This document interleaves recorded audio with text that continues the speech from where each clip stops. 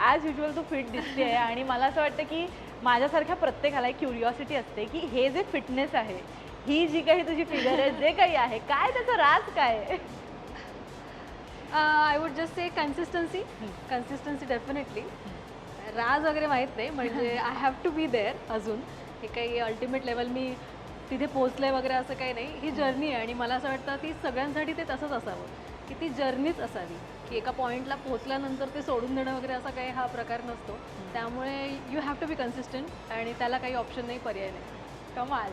आणि आता बेसिकली आपण जिमला जातो. माझ्यासारखी जी मुलगी जिने सुरुवातीचा माझा हा टप्पा आहे, तर एक प्रश्न असतो की गेल्यानंतर तुझं फिटनेस रुटीन काय आहे? कारण असं आम्ही पाहतो आणि आम्ही सुद्धा तेवढेच मोटिवेट होत असतो. तर काय नेमकं तुझं फिटनेस रुटीन असतं? सो तू असं म्हणालीस की you are a beginner in gym, right? So माझ्या बाबतीत मी हे डेफिनेटली सांगू इच्छिते की मी पण जिम सुरू करून 2 वर्षच झाली आहेत. अच्छा. But I have been in fitness from last 12-13 years. मला आता आठवतही नाही, म्हणजे 10वी नंतर जे काही मी सुरू केलं त्याच्यानंतर मी थांबलेच नाही आहे. म्हणजे आय वॉज इन टू योगा, हे डेफिनेटली म्हणेन. राईट. आम्ही तुझ्या रील्ससुद्धा येस येस येस. सो योगामुळे ती फिटनेस जर्नीची सुरुवात झाली आणि meditation, pranayama, from that to power yoga, full body yoga, अशी ती सुरुवात झाली आहे माझ्या फिटनेस जर्नीची. आणि त्यानंतर मला कुठेतरी स्ट्रेंथ ट्रेनिंग पण करायचं होतं, थोडं स्ट्रेंथ गेन करायची होती. ऑफकोर्स ती योगाने सुद्धा होते, पण एक मला वेगळं रुटीन ॲड करायचं होतं माझ्या लाईफमध्ये आणि that's how I came to the gym. आणि मी जिमसुद्धा फार एन्जॉय करते आता. कमाल कमाल. म्हणजे हा प्रश्न खूप असतो की योगा की जिम की इतर झुंबा वगैरे असे सगळे ऑप्शन्स, पण मला असं वाटतं की आपल्याला जे आवडतं त्यापासून सुरुवात करायची. Very true. म्हणजे मी एवढं नक्की म्हणेन की मला पण ना, मी 2-2.5 वर्ष आधी जे काही सुरू केलं असेल जिम, पण त्याच्या आधीसुद्धा ना मला बऱ्याच लोक सांगायचे की तू जिम का नाही करत. त्यांना काय सांगू, माझं रोज सकाळी 1 तास 1.5 तास योगाचं रुटीन असतं, पॉवर पॅक शेड्यूल असतं त्याचं. आणि त्यामुळे मला असं वाटलं की नाही, मला गरजच नाही आहे जिमची वगैरे. नाही, आपण लांब राहूया. किंवा बरेचसे विचार येतात, प्रश्न असतात, मिसकन्सेप्शन्स असतात, मिथ्स असतात की नाही जिम केल्यावर माझी बॉडी लगेचच मॅनली दिसेल की काय वगैरे, असे बरेच प्रश्न डोक्यात येतात.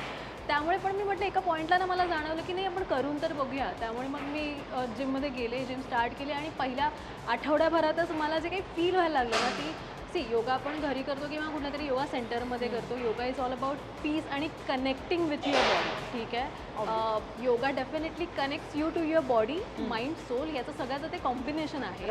आणि आय एम व्हेरी ग्लॅड की माझी जर्नी योगापासून सुरू झाली आणि नाव I am into gym. कारण दॅट डेफिनेटली हेल्प्स मी. कारण जिममध्ये काय नुसतं जाऊन आपण वेट्स उचलतो असं नसतं ते.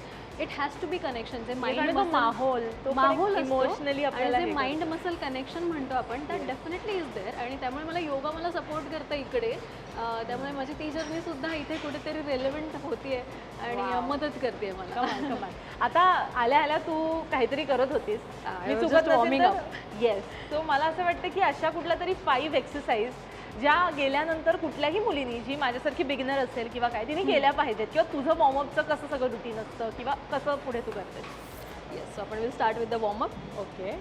रेस्टसाठी. बरं, आता हे करत असताना मला नेहमी हा प्रश्न पडतो की एकदा आपण मशीन आपल्याला दाखवतात जेव्हा आपण कुठल्याही जिममध्ये जातो, पण ती मशीन दाखवल्यानंतर स्वतःहून करणं कितपत योग्य आहे की पर्सनल ट्रेनर असला पाहिजे?